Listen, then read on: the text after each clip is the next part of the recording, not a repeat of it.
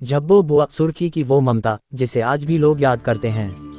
नमस्कार दोस्तों, हम हैं महेश सिंह ठाकुर सुर्खी से।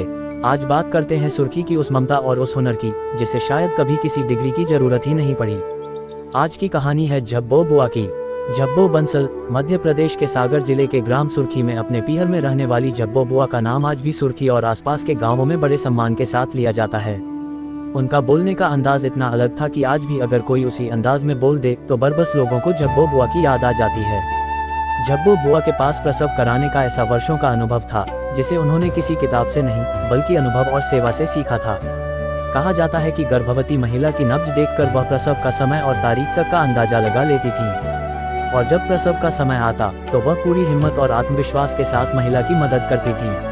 उस दौर में जब गांवों में आज जैसी चिकित्सा सुविधाएं नहीं थीं, तब जब्बो बुआ कई परिवारों के लिए किसी सहारे से कम नहीं थी। सुर्खी में आज जो पीढ़ियां हमें दिखाई देती हैं, उनमें बड़ी संख्या ऐसी है जिनके जन्म के समय जब्बो बुआ ने अपनी सेवाएं दी थीं। स्थानीय लोगों के अनुसार सुर्खी में होने वाले बहुत से प्रसव उनकी देखरेख में हुए।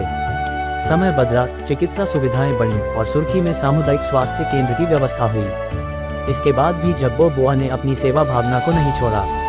उन्होंने सुर्खी सामुदायिक स्वास्थ्य केंद्र में भी निःशुल्क सेवाएं दी। लोग अपनी खुशी से जो कुछ दे देते, जब्बो बुआ उसे भी खुशी खुशी स्वीकार कर लेती थीं। उनके लिए ये काम कमाई का जरिया नहीं बल्कि सेवा और इंसानियत का काम था। आज भी सुर्खी और आसपास के गांवों में जब किसी घर में बच्चे के जन्म की बात होती है तो बुजुर्गों की बातचीत में एक नाम जरूर आ जाता है, अरे जब्बो बुआ होती तो।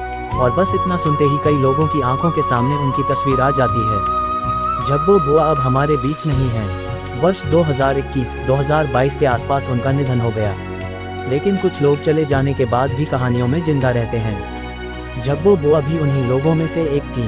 उनकी सबसे खास बात थी उनका बोलने का अंदाज। वह जब किसी को दुआ देती थी तो ऐसा लगता था जैसे सामने वाला उनका अपना बेटा हो। मालक मालक, ओ मेरे बेटा, भगवान सदा खुशी रखे। इन शब्दों में सिर्फ बोलने का अंदाज नहीं था, इनमें एक माँ की ममता थी, एक बुजुर्ग की दुआ थी और एक ऐसी महिला का अपनापन था जिसने अपनी जिंदगी दूसरों की खुशियों के लिए लगा दी। आज आधुनिक चिकित्सा के इस दौर में डॉक्टरों के पास डिग्रियां हैं, मशीनें हैं और अत्याधुनिक सुविधाएं हैं, लेकिन जब्बो बुआ के पास जो चीज थी वह थी वर्षों का अनुभव, आत्मविश्वास और सेवा की भावना। सुर्खी के इतिहास में ऐसे कई किरदार हैं जिन्होंने बिना किसी पद और पहचान के समाज की सेवा की। जब्बो बुआ उन्हीं में से एक थीं। आज उन्हें याद करना सिर्फ एक पुरानी कहानी याद करना नहीं है, बल्कि उस पीढ़ी को सलाम करना है जिसने बिना किसी उम्मीद के गांव और समाज के लिए अपना जीवन समर्पित कर दिया। जब्बो बुआ आज हमारे बीच नहीं हैं, लेकिन सुर्खी में जन्मी कई पीढ़ियों की यादों में उनकी ममता और उनकी दुआ आज भी जिंदा है। जब्बो बुआ को शत शत नमन। सभी को सीताराम मिलते हैं ऐसे अगली कहानी में। धन्यवाद।